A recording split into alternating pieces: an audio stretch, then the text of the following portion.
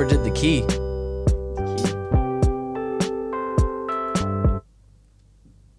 Hi, I'm Mac McCarthy, and I help people with their breakups. And today we have Breakup Podcast number 18, Real Breakup Stories Unpacked. And we're going to get into it today. So, let me pull this up really quick. Jessica, you want to say hello? Hello. What's new with you, Jessica, today?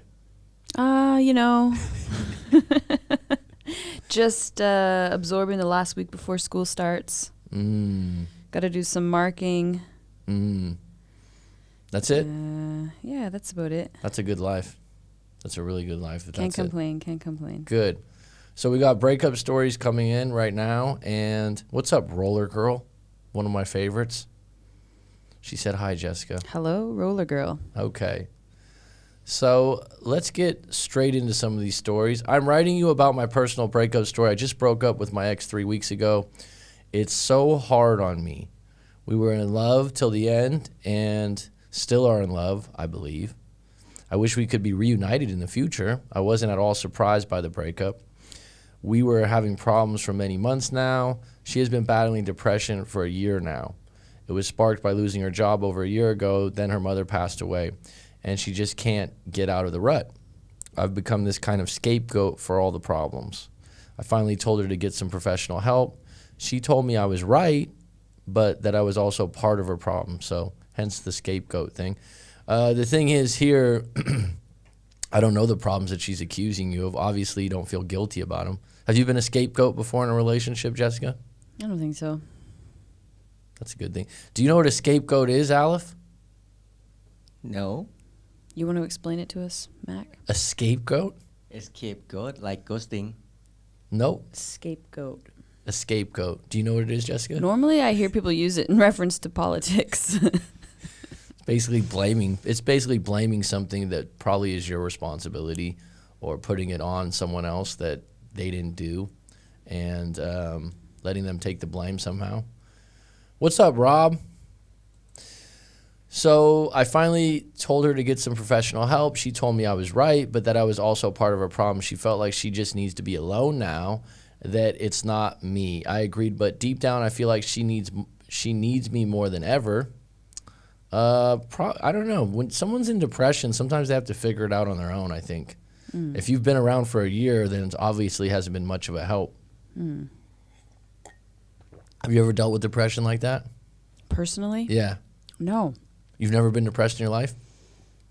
I don't know. I've had sad times, but I wouldn't necessarily call it Full-on depression. Full-on depression, yeah. And then have you had good friends that have had it? I've had family members. And then do you just leave them alone or do you try to help? You kind of have to find a balance. There's like a middle ground. It depends how severe it is, but do you find that if someone says they're depressed, do you have trouble relating because you never felt depressed before? Some things are hard to relate to, but I mean, you just have to listen to their story, listen to why they're feeling the way they're feeling. But honestly, I haven't had too many friends that have been like severely or clinically depressed. Maybe they were able to hide it, or maybe they were just, on some pills that swung their moods the other way. I don't think people hide depression very easily. I think if you're really depressed, then it's evident because people are slower. What do you think, Aleph? Well, I think when we just to be by their side, because when they're depressed, as I know, because I almost to be depressed before, but it's not like same depression. We just need someone to be our side, like as a friend, just together until a person who depressed like would like to say something. Well, the interesting thing about that, though, when you're in a relationship and you're by their side, but they're also saying you're part of the problem, which you don't believe. This is what this guy's saying. He's saying that she has depression, and she's saying he's part of the problem, but he said he still wants to be there to help her. So it's kind of a dilemma, right? But at the same time, you got to accept what she says and let her figure it out. I also, what's lost sometimes when people say get professional help. there's so many different types of professional help. I think that, you know, people that you go to, you just assume because they're a therapist or professional of some sort or have designations or degrees that they're like, okay, this will work. But reality is there's probably ones out there that don't really help people.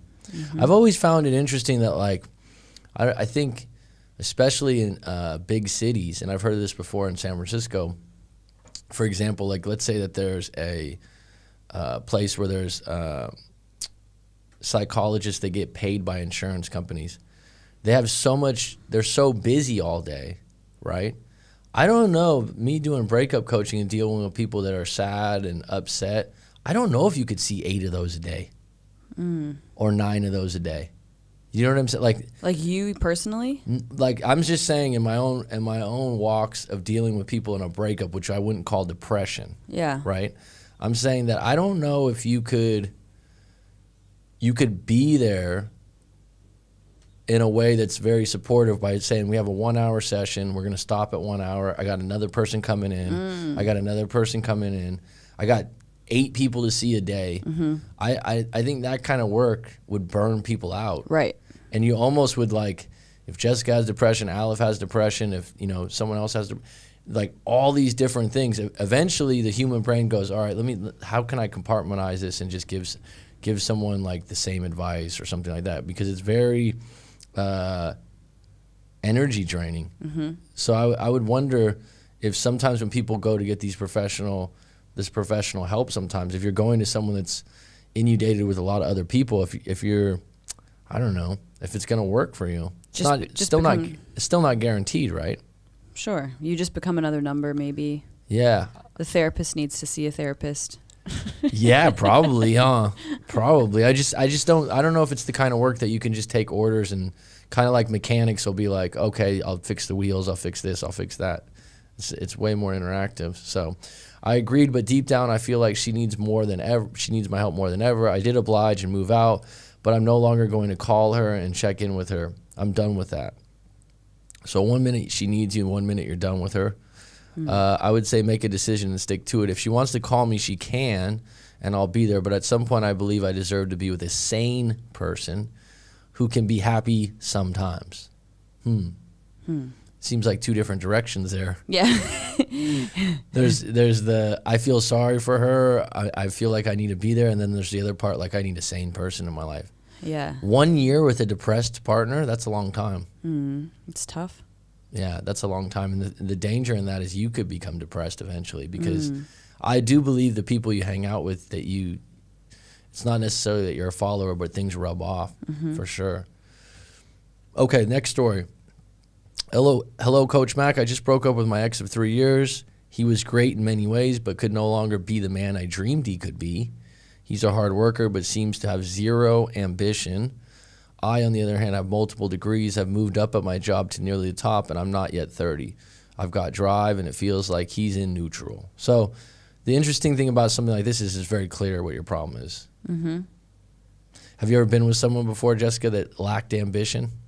Or is that just not an issue for you? No. Yeah, I would say, for sure. There have been people in the past that you were like, this guy needs to be more ambitious. This is the problem. This guy needs to follow through with what he says. Yeah. He had ideas, but he never felt like followed through in those ideas. And that makes you lose attraction. Yeah, over time. Okay. She writes, I love him, but can't grow with him. I was the one to break up with him, and I had all my reasons organized and thought out for months prior to us breaking up. And now 2 months later, I miss the hell out of him. So this is reality, right? So if you were together 3 years, you think you develop all these reasons, but it's still going to be someone you miss. But I don't want to just call him and give him some sort of false hope that we can get back together. Once I make a decision, I stick to it, and I'm sticking to this one.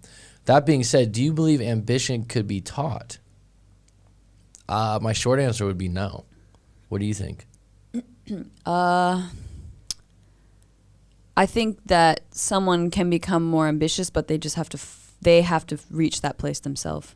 What about yeah reset? How would they reach it? I don't know. It's the same with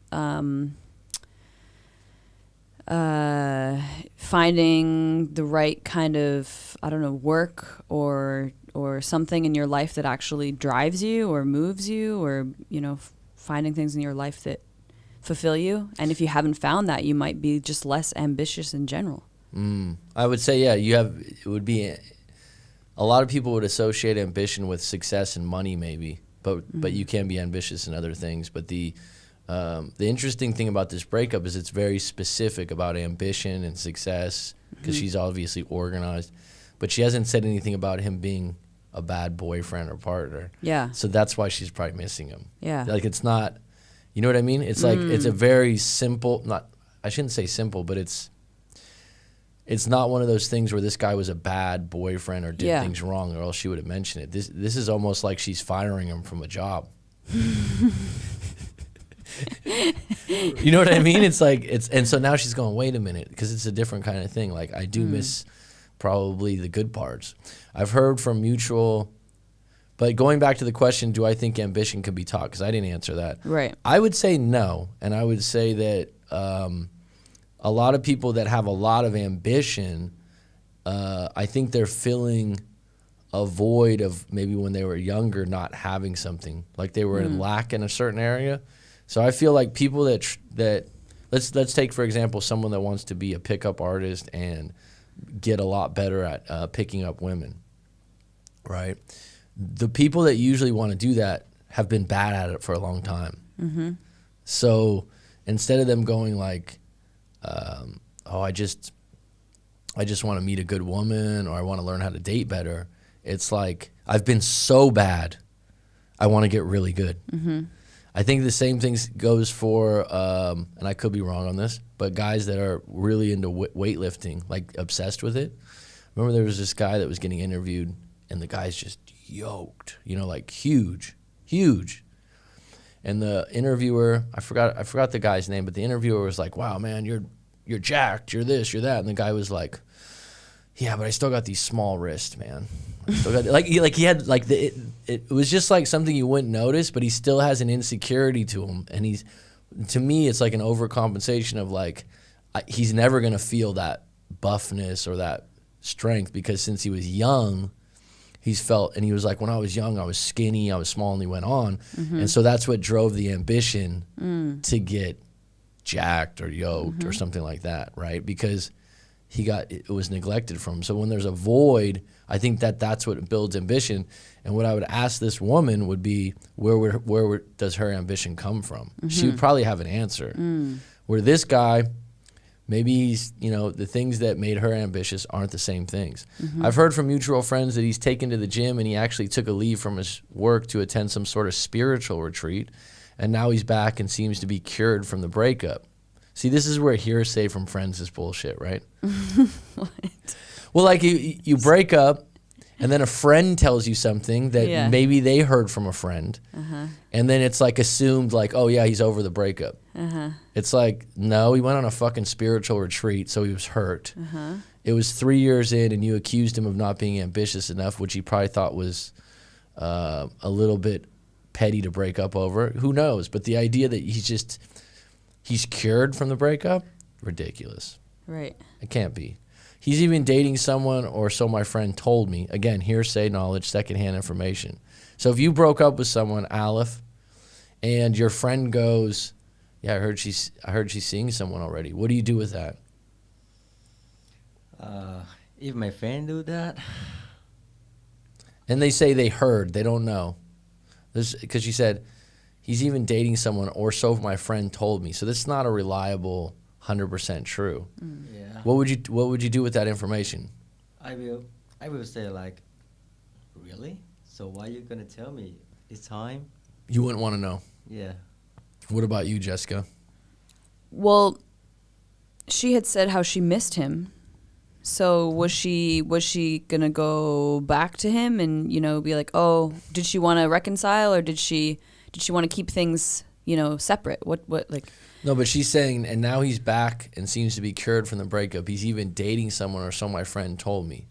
Yeah, I see. But like, if she doesn't want to get back together with him, then this should be of no interest to her. What he's doing. I love the female perspective. Yeah. So but why it, do you? it sounds like she's still entangled in it, but she's the one that wanted to break up with him, but now she's regretting it. So the way she wrote this, she still has feelings for him and she misses him. Yeah. So if she still has feelings for him and she misses him, go to him and get that information instead of relying on what he or she says. Sounds reasonable to me. I haven't had much time to date, but I'm curious, why would he date so fast after not wanting the breakup? What do you think about that little? I mean, everyone has their own reasons for doing what they do, and maybe for him that was just a way that he felt he could maybe get over her or whatever. It was his choice. He wanted to be with someone else, so I think she's a little disappointed that he's not more hurt. yeah, sounds like it. Sounds like she still wants Right? some- And this happens sometimes. This is why it's good to write out your story, because it's like you're shaping it in a way like, why would he do this? Why would he do that? Why do you feel this way? Why do you feel like, if you really cared about him after 3 years and your only problem was ambition, you should say, well, good for you, John. I'm happy that you're able to move on. You went on a spiritual retreat. But the reality is like, oh, if someone's playing with my toy, I want that toy back. I haven't seen the woman yet, but my friend said she's pretty. I'm not sure what I want, but some lonely nights I do just want to call him and get back together. Well, that's completely natural. Then I get back to my morning routine and work and realize it's just a lonely phase. I'm worried, what if he does meet someone else? Can we still stay friends over time? See, this is a totally different avenue than she started with, so she's just confused on what she wants. But the question always comes when someone says the friends thing is, what's your real intentions? I would guess her intentions as being a friend would be, let me keep his attention and attraction to stave off my loneliness and my insecurities about the breakup. But at the same time, I don't want to get back with him because he lacks ambition. So until I meet someone, we could be friends. What do you take by that? I'm worried that if he does meet someone else, can we still stay friends over time? Sorry. Alif's laughing. Why are you laughing, Alif? Well, the story she said, it just remind me of my worst ex before. So that's how it's happened. Like when I try to get away from her, I think that is she sad, but seemed like not. But after that, a few weeks, she fucking depressed, and I feel like, oh great, on that time. You feel great that she was depressed. Not that really depressed, but it's like it's clearly that she's sad. Oh, you felt good that she was sad. Yes, She broke up with you. I did it actually. You broke up with her. Yes, And you were happy that she was sad after. yeah, because I think she deserved it. Ooh. Look at this little heart slayer. So you broke up on that would be breaking up on terms Yeah, of that the worst one that I told you before. yeah. You wanted to hurt her because she hurt you. Yeah, That's what it is. She hurt you before you hurt her. So you felt like karma was played out. Like, yep. yes. Now you know how it feels. Mm-hmm. He was done wrong and she's paying for it. Yeah. Jessica's never done that before. You never took solace in the fact that someone's hurt after you broke their heart. I don't know that I'm not aware of how many hearts I've broken. How many? She didn't say if I broke a heart. She said I'm not aware of how many. Or That's a pretty big statement, actually. I don't know if there's one story, where I felt really bad about it. But I wasn't intentionally trying to hurt them. This is where it would be nice if we had a camera, because Jessica just had this sick smile on her face when she said Oh my gosh. No, I didn't. I definitely didn't. There's no sickness in what I said at all. it. It was a sick little grin, little Joker's grin. Oh my gosh. You're imagining things. No, you did. You're like, I guess I did break someone's heart. I'm just trying to What was the story? scroll through my memory here. What was the story? This wasn't your ex-boyfriend. This was someone else that you were seeing then? No, this was my one of my exes, yeah, and when I left, when I moved away and we did long distance for a while, there's a part of me that I felt the first time you broke up. Yeah. I felt I felt like I had hurt him, but I didn't realize how much I had hurt him until years later when we like actually sat down and talked about it. Yeah. Really? Yeah. Do you think that when you're with someone, especially because you lived with your partner, boyfriend, whatever you want to call it, you've yet to live with a girlfriend full time, Aleph, so it's like a different scenario. You haven't, right? You've had a few girlfriends, but you haven't lived with anyone. Not like live it full time, but yeah, we're spending time together like a week. Like stay together a lot. It's Yes. different, right? So it's like, I do feel like when you do stay with someone, that you do know each other's feelings way more deeper. Have you heard that, this is random, but have you heard this before, Jessica, that if you live with female roommates, that your cycle will be the same, your period will become the same? Have you heard this before? Yes. What's that all about? It's actually... It's like in every woman's magazine or whatever, right? Oh, yes. No, I mean, it's true. Your cycles will sync. What is that about? What do you think that is? I don't know where that comes from, but it's like... Have you had female roommates that this happened? Yeah, I've had so many female roommates. And do you guys always sync? It has happened in the past, yeah. I don't remember specifically, but I know like it would always be like a joke, like, are you on your period? And they'd be like, yeah. And we're like, oh my gosh, we're synced. I bought pads. Here's one for you. Here you go, take a tampon. But it's a true thing. I've read it Yeah, more it's than true. one time. So I'm wondering, like, when you live with someone, right, and me having a partner before where we lived together for years, you do things or you say things and they're like, oh, that's what I was about to say, or that's what I was thinking, and it's not like psychic or anything like that. And they're like, oh my God, I was thinking about you before you called, ... This happens more often when you live with someone. Yeah. Right? And so I'm just wondering, like, when you separate from someone like that, do you still entangle with their thoughts? I think you do a little bit over time. Do you think that's a little deeper? Like when you moved away, did you feel like you were just done when you moved away, or did you feel like that? Like you're saying that you were surprised that he was that hurt. Yeah, because he never expressed it to me.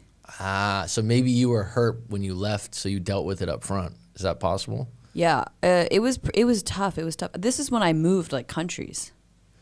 So but I'm saying at the point of moving, yeah, at the you point were of moving, crying, yeah. you were upset. I was cried hard. for like a week. A week? Yeah, it was bad. I went to my sister's. On the whole airplane ride from here to there, I was crying, and the people next to me were like, "Are you okay?"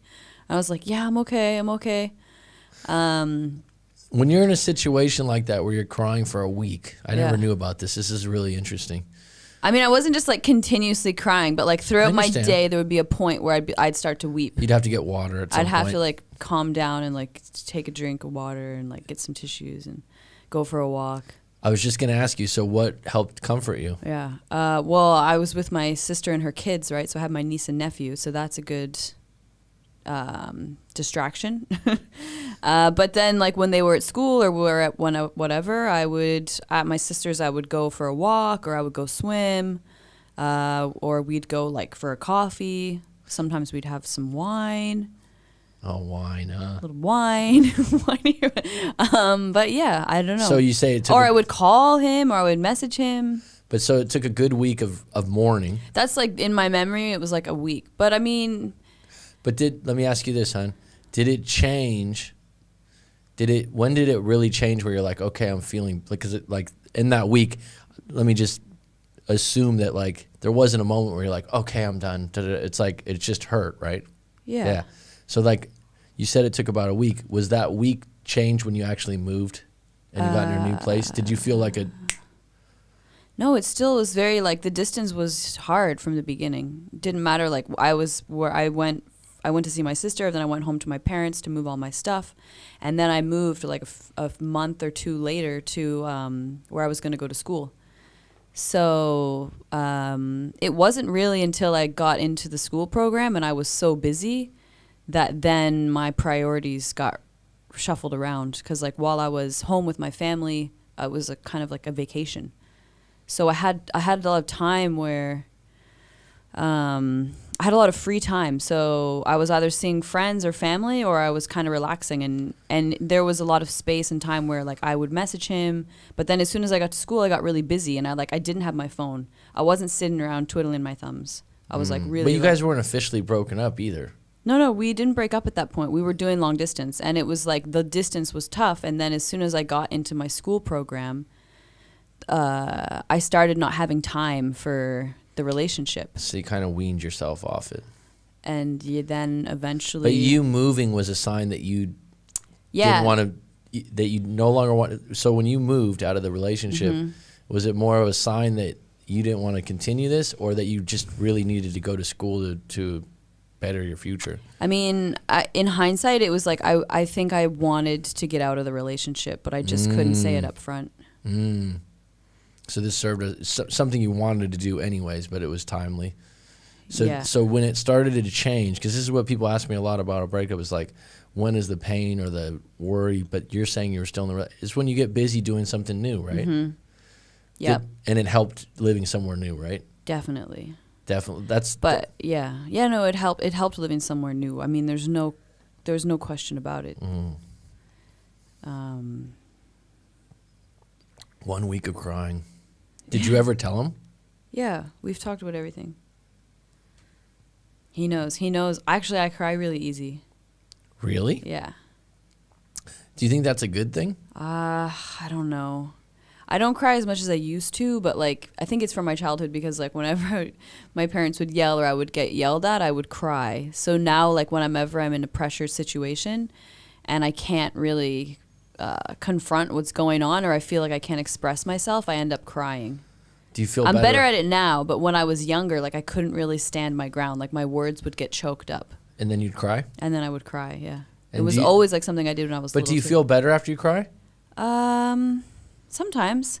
I find now that I'm older, whenever I have like a real cry, I do feel better after. It doesn't have to be it can be cry for like a minute, cry for 2 minutes. And I'm like, okay, I just needed to like release whatever that was. Because they say it's good for you.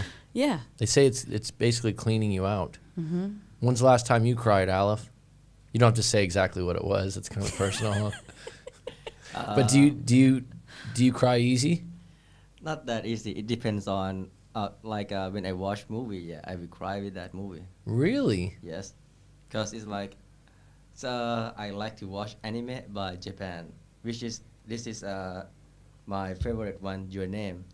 I crying because two things. One is Anime film made you cry? Yeah, one is Wow. one impressive because of the art that sensei he drawing is really great.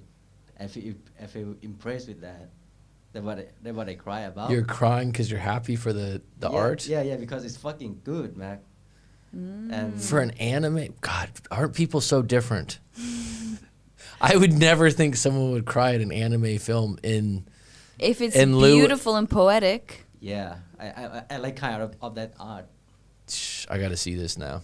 I've never been an anime fan, but Japanese anime? I'm open to it if it's a It's happiness cry. Yeah. I don't think I've ever had a happy cry. I haven't cried very many times in my adult life. But I think like I said, I think it's good for you. Yeah. It just wasn't when I was a kid. It wasn't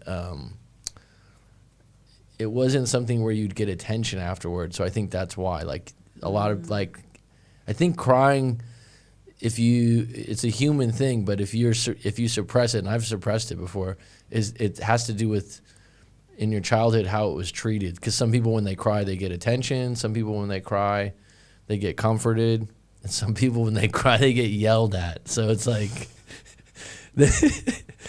that's when you think like I don't know if I want to cry, right? But I felt it in movies, but I haven't full on cried. But you could feel emotion. And I remember one movie that really did that. Have you ever seen the movie Changeling? Changeling with Angelina Jolie. Yeah, I remember feeling like, wow, what a story that is, because that's based on a true story. Yeah, I saw that a long time ago, but I don't. It was That was- based in the 20s or 50s or something? Yeah, and I like movies that are based in the 20s. It was in L.A. I could be wrong. It could have been the 30s or, it's around that area. Yeah. But supposedly it was a true story, and it was just so fucking mean. Like beyond mean. Was she? She was like a mom, a single mom, or what was that? I can't remember. She was a mom. Okay, she was a mom, and her kid was missing. Oh, okay. Right, so the assumption was maybe abducted or something like that, right? So she was, like at the.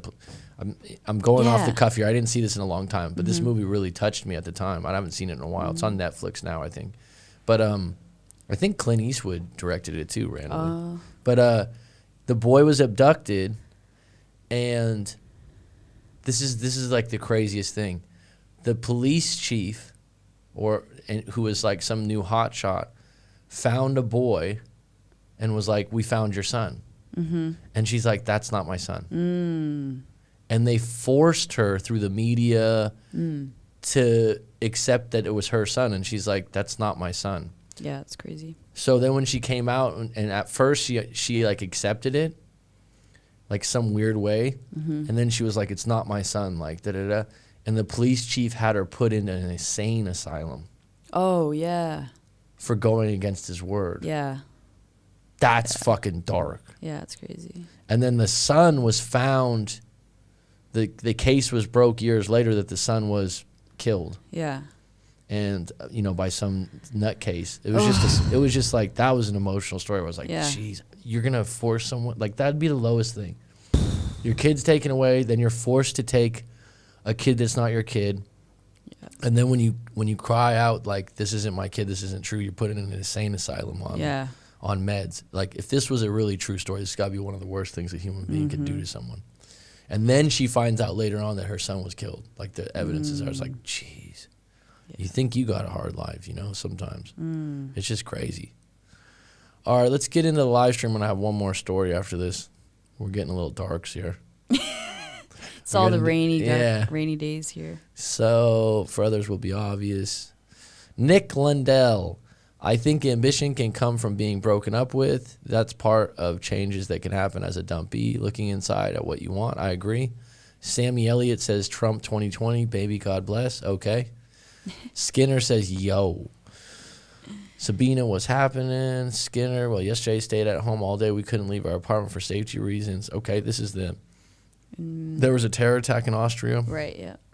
So I was sorry to hear that, and I'm glad you're okay, Sabina. World's a crazy place these days. One known young man went crazy. Jeez. Yeah. The power of one, huh? I stuck up for myself, like you said, and my ex said she hurt and blocked me. How do you, Lubu 1K, how does it feel to actually stick up for yourself? Did you feel, after that altercation, even though she said she's hurt and she blocked you, on a scale of 1 to 10, how do you feel about yourself? That's true about cycle. Takes time, but a similar time. Similar times for less.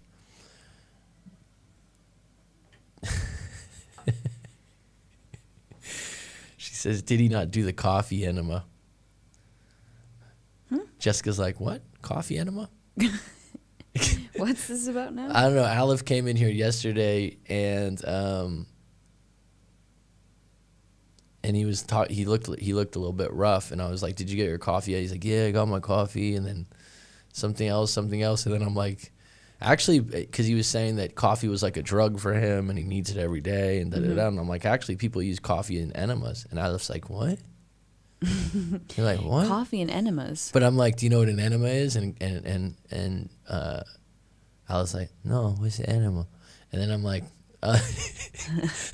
like, basically it's when they're putting coffee up someone's ass to clean them out, right? Oh, right. Did you know that? That people use coffee to clean themselves out on the other side? I recently heard that from someone. I think it was another teacher. It's what, colonoscopy or what? Not a colonoscopy. No. Like it's another thing, like a cleanse. Yeah, there's an archivaic. I was just talking about this stuff with another teacher, and because she's been going on this cleanse journey. If you could see Alice's face when I told him, like, you basically put coffee up your ass, he was like, I'm not addicted anymore. He's like, what? Guess I don't need my daily coffee. He's like, what? Why would someone do that? I'm like, it's supposed to have healing elements, it's supposed to be able to clean you out. But there was someone else I knew that did, I I forgot what it's called, but I've known a few different people that have done this. And basically it's like they say like when you clean out that end, not only with coffee, it's like an aquarium. Yeah. It's pretty raunch. Well, I mean, there are places you can go here in Thailand, in Phuket, that you basically go there and you have a nurse and you go into this room and it's like a room that's very, relaxing with aroma and whatever, and you sit on a toilet with and a you tube. and you like just clean it all out. You've done it? I've never done it, but this other teacher was telling me about she's doing it. And she's done it. She's going to do it. I don't know if she did it yet or not. What was the reviews? I haven't talked to her if she had done it yet or not, but she's planned to do it. Mm-hmm. And she had booked in at this place, Tanyapura, to do it there. Oh, that's a high-end place to do it. Yeah, that's a really nice place. Yeah. That's a nice place. I would rather do it at a nice place than a backdoor alley type place establishment. But I didn't know how I felt about having a nurse or an assistant with me the whole time. Put a tube up your... Holding my hand as I clean, I don't know. I know someone that we're losing viewers right now. Everyone's like, I didn't come here for this shit. No pun intended.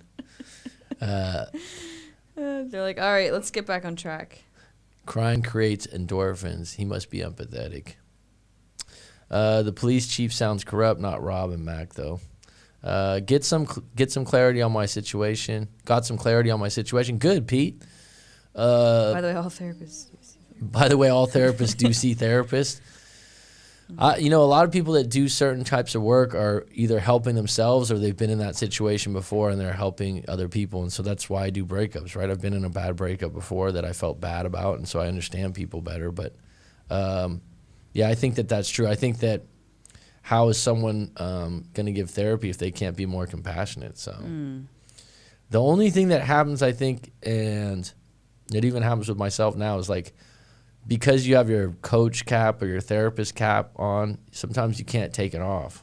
And so you're constantly like filtering for things to coach people for, or hey, I think you might. The biggest one now is everyone's like, oh, you're an avoidant attachment, such and such, you're a narcissist. Everyone's diagnosing everyone else when you probably should be diagnosing yourself with what you feel about yourself. But people are great at that now. Her PTSD was triggered, got that from 2 therapist opinions. Okay, Pete. Does that make you feel better that you know now that you got 2 professional opinions? Does that make you feel like you're in a better place? And have you had any contact with her since? Pete and I did a live coaching session, so I know a little bit about it. I don't know if Pete wants me to divulge some of it, but I can. She thinks I was Lubu says, I feel good, but I feel bad. She thinks I was rude. So he's the one earlier that said that he blocked, what was it? She blocked him when he stood up for himself or something? Yeah. Well, I mean, your situation, though, was pretty bad. His situation was he was with someone that, I mean, are you surprised that she's mad? Lubu? What an interesting name, Lubu 1K. Then why not use Red Bull instead of coffee? I've never liked Red Bulls. Too sweet, sugary.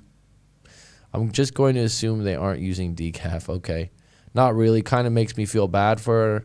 No contact at all and feel free to divulge. She said she's hurt. Lubu, I think that she was already hurt before this even happened. So at some point you gotta take care of yourself, and I mean,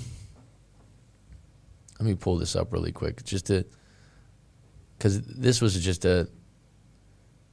Lubu had his story sent in, and I'm going to pull it up really quick because it's not too long. But if you're going to be on right now, we're going to talk about it. I feel compelled that the other people need to know if that's okay with you, because it's already been shared on another one. So let's pull this up.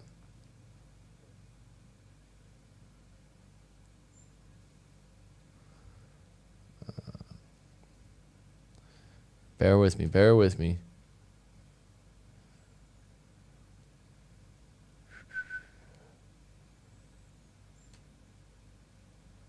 Come on.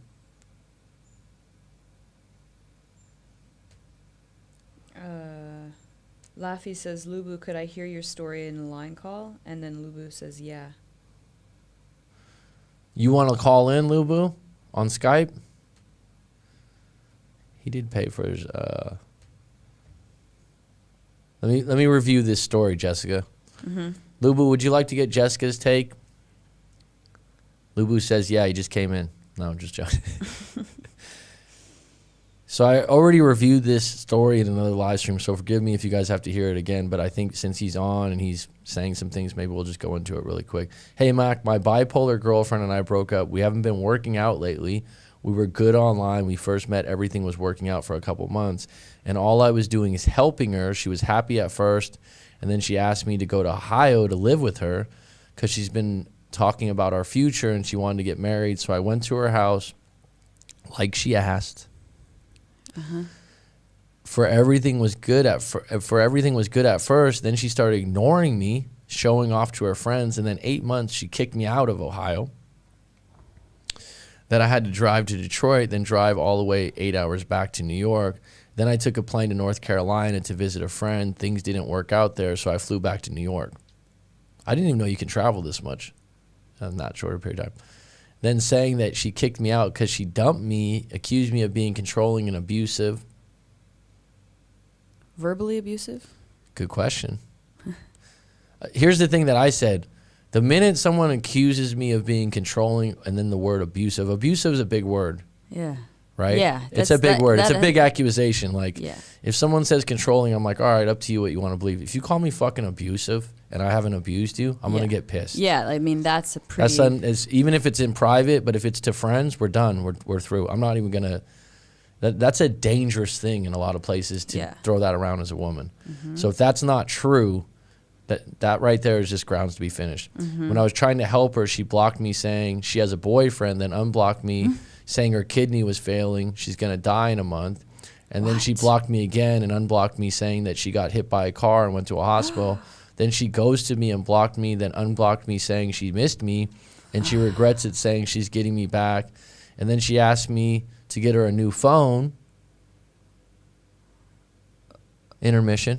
So I got mailed her a new phone after all this. So he mailed her a new phone. She was happy at first. She changed and started to not care about me and told me that she kicked me out because she dumped me and told me her family didn't want me around and ghosted me and started hanging out with friends. So I can go on a little further, but Jessica, I think you get the picture. Wow. Aleph, this is all within a span of a year? I think it's a span of a few months. Lubu, if you want to clarify some of that. So Lubu, let's just go back to this really quick. Lubu writes, I stuck up for myself, like you said, and my ex said she's hurt and blocked me. Right. After all that. Uh-huh. So that's when I said, how do you feel about yourself? He said, I feel good, but I feel bad. So maybe your problem is you're feeling sorry for an individual. Mm-hmm. What would you call? He's saying that she's bipolar, and this is part of the reason she acts this way. So is she's diagnosed bipolar, like doctor prescribed? That's a really good question, because this is what I'll ask in a live coaching. Like, that'll be the first thing. Is this doctor diagnosed, or is this you reading the internet? Yeah. Right? Like, have you prescribed her, or has a doctor prescribed her? But here's the thing, Jessica, like, if you're in a relationship like this, you don't have any expertise to deal with people like this. But at what point are you tired? At what point are you like, okay, then she did this, then she did that? It's like I said, it's like you're in the jail cell with the keys. Mm-hmm. It's like, at what point are you done? Mm-hmm. I would have been done at, like, I don't know, you're abusive. Like, if that's not true, it's a trigger word, right? Mm-hmm. Right when I said that, you're like, physically, verbally? Mm-hmm. Verbally abusive is not good either. But, I mean, it's a strong word. Their relationship definitely sounds like there are a lot of roller coasters, and she was always the one that was kind of telling him what to do and where to go. And I just don't see what was he getting out of this relationship. Like, they met online. Sounds like he likes a good challenge, I suppose. Yeah. And the fact that some people are susceptible to guilt. Mm. So if someone, I've noticed this, and it's weird because you think men weren't. There's a lot of men out there, though. If a woman throws a guilt net on them, they backpedal, they explain themselves, instead of just going, all right, I'm done. I wonder why that is. A lot of things to do with childhood, how they were treated by their mother or their sisters or other women, and always trying to be nice or be good. So I think what people lose sight of is when you're accused of doing something wrong, you really don't need to explain yourself when you don't agree with it being true at all, because then you give it power. Yeah. She thinks I was rude. Then why not red? Okay, I'm sorry. I'm way behind. She said she is hurt. I'm surprised. Lubu, could I hear your storyline? Okay. All I was trying to do is help her save money. But like, she said meds. She said meds doesn't help. I tried getting her to take meds. You're not a doctor, though. That's putting you in a situation where you think that maybe meds aren't what she needs.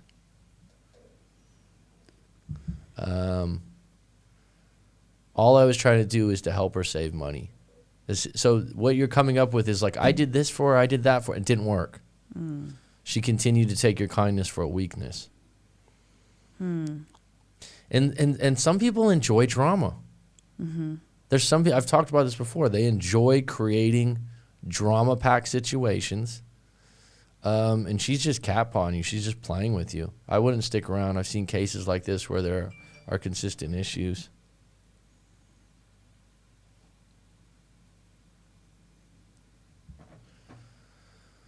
All sorts of abuse, true. That's no way to live. But I was the one that was buying her everything, and she didn't have no job. That's on you. This is one of those things, like, people do things, and then they go, I did this. It's a covert contract, so that person's, just because you do something nice for an individual doesn't mean that they're going to do something nice for you. Just because you got to lead with good intentions and honesty. But I've done it in my own life where you feel like, fuck, I did a lot for this person, and they're not helping me out right now. That's just reality.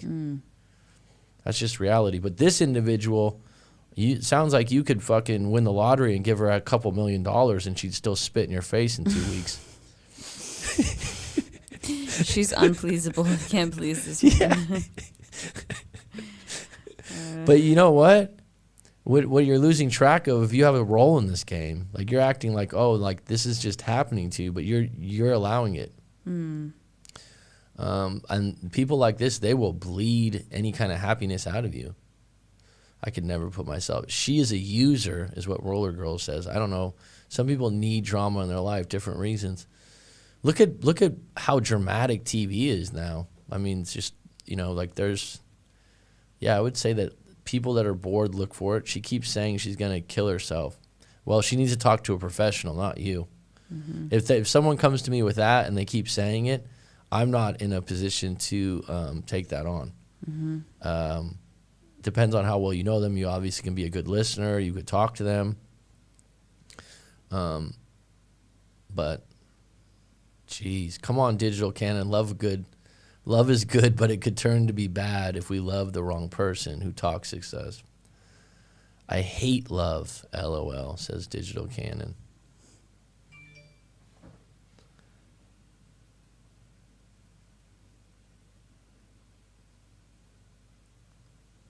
Hold on a sec.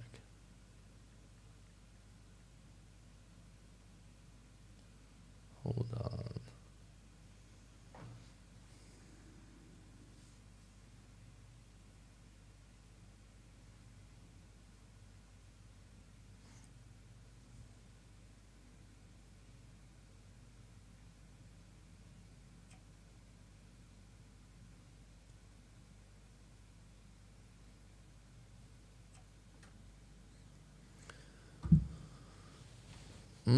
It's not your responsibility to be a Superman in her life. That's a good way to put it.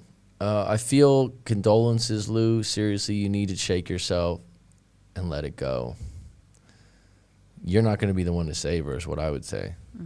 That's because she had a mental issue, so I took it easy on her. Well, take it easy on yourself, dude. You can't, you know what I mean? You can't help a wounded bird if you're wounded. At the end, you will need a lot of therapy. Best to avoid people like that at all costs. Seems like I can't find the one, if that even exists. But everybody, I'll Skype I'll Skype so I can explain the story better. People who don't love themselves don't love us. That's true. Is it possible that people come in and out of love more than we think? Like, there's moments where they like don't love you and then they do. Hello, Coach Mac. Let's get on to one last story here. My ex left me 4 months ago, and now I've been left with nothing. He supported me financially and emotionally. I did everything for him, treated him like a king. Now I feel like my still beating heart has been ripped out slowly. He said he wasn't happy for a long time now. He couldn't give me direct reasons, but said I've been nothing but good to him. So why now break up? I would need to know more of the story to tell you why you broke up, because this is when you write something in, I don't know all the details. I have to ask some questions. He couldn't give me a direct answer. And then I found out through Facebook that he had a new lady friend. I believe she was a coworker. I like when people say that, lady friend. Lady friend. I believe she was a coworker. I've called him multiple times to check if this is true. I need to know. But he won't answer his phone or respond to my text. Well, I would say that answers your question probably. Yeah. Right? And the fact that he couldn't tell you why he broke up with you, probably where there's smoke, there's fire, it's probably what's true. And at what point are you going to let go of the investigation because you're already broke up, right? But would you need to know, Jessica? Would you be like, I do need to know? There would be a part of me that would want to know, yeah. So would you call him? To ask him if he's in a relationship? No.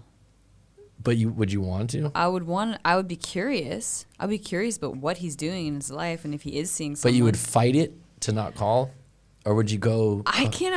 Like in my past experience, I didn't call and ask, but I was curious. So what did you do to stave off the curiosity? Whenever I got curious, I was like, okay, just let it go. And then I would just move on and continue on with whatever. Sometimes I would go down a Facebook rabbit hole. I was waiting because I was like, I know you're active on your social media too. So yeah, but I mean, he's not active on Facebook and he doesn't have Instagram. So that helped you. But the other partner or the other party does, and she was a bit more. She would share stuff in her life more, and you could kind of get a gist of what was going on. Oh, I mean, you could tell if they were in a relationship or not. Oh, okay. So but what you're she saying? was still pretty vague, also. But like, you know, it was more like closer to the breakup when I was more curious as to what was going on. But now, a year later. Oh no, I'm not saying it. I'm saying this is 4 months after the breakup. Yeah, 4 months after. I was curious, yeah. But at the same time, I think it depends on your situation, how hurt you are, or what went down, how you're gonna. God, social media is a dangerous thing for breakups, dude. It's dangerous. It's got to be one of the things that like, there should be an app out there for like breakup people that directly takes care of your social media. Blocking for you, like something that you could just go like, all right, here's my passwords and my usernames, just do it for me. Yeah, because people literally are like, I don't want to block them, or I think the minute you start researching is the minute you've already lost. Mm-hmm. But I don't know why. When I've had breakups, I've never had the urge, and I don't want to know. Mm-hmm. Like I just don't. I just am like no, because I know that kind of stuff. Even if you're broken up, it's still someone you're so attached to and you care about. Like, I don't want to see them with someone else or say... It hurts. It hurts. Yeah, no, that's tough. It hurts for sure. Because you still think in your head they're almost like they're cheating on you. Yeah. And then the worst part is when you start judging who they're with. You're like, this fucking idiot. You know, like, right? This like a couple of days ago, the guy, Jesse, that called in, he goes, the guy's really ugly compared to me. It's like, okay. But that doesn't make you feel would it make you feel better if it was fucking Brad Pitt? No. You know what I mean? It's just overall, there's not going to be a good feeling. You're not going to go, oh man, I would never look at my ex and we're fresh out of a breakup and go, wow, I'm glad you got a really good looking guy. Because I remember there was one client I had, he was about 21, 22, And one of his big issues, he had like a year where he really dissected it. He read a lot of books. He talked to me, talked to other coaches. Really nice kid I think he was from London. And he couldn't get over it, but he also had a situation where he gained a bunch of weight the last year they were together. They were together for like 3 or 4 years. And she was pretty because he sent me, people do this. I don't go, hey, send me some pictures. I don't do that. Like I'm not that would be pretty creepy as a breakup coach, right? Like, hey, I'd like to see a picture of your ex. It's like. Let me try to put this puzzle here together. Oh, she's hot? Send me some pictures, dude. Yeah, no. Never. Sometimes it surprises me because they're like, here's a picture of us, and I'm like, oh, okay. Nice one. What am I supposed to say, right? Yeah. Like, I'm like, oh, she's pretty or she's this. And usually it's like, but she was a good looking woman, and he had gained weight, like in his picture. And it didn't take till the breakup for him to like start going to the gym again, start caring. He realized everything he did wrong, very